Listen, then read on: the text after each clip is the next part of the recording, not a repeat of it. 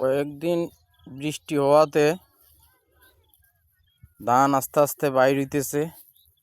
এই যে দেখেন ধান আস্তে আস্তে ধানগুলা বাইর হইতেছে, মোটামুটি সুন্দরই দেখা যায়।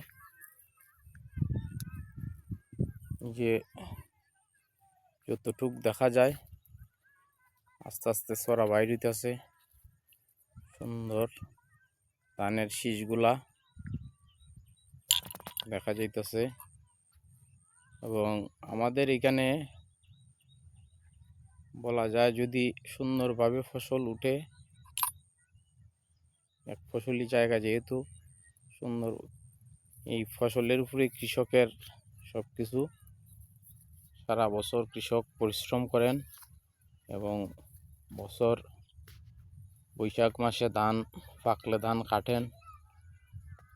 এই বছর ধানের দামও ভালো আছে।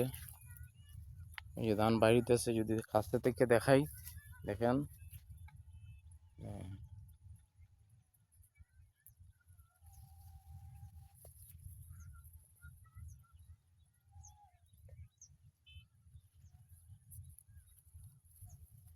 যতটুক দূর দেখা যায় সবুজ আর সবুজ।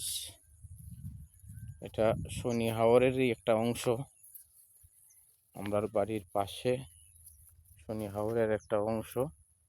এখানে এবছর বাঁধও খুব শক্তভাবে হয়েছে। ঈশ্বর না করুক, আশা করি কিছু হবে না। এই যে ধান বাইর হইতেছে।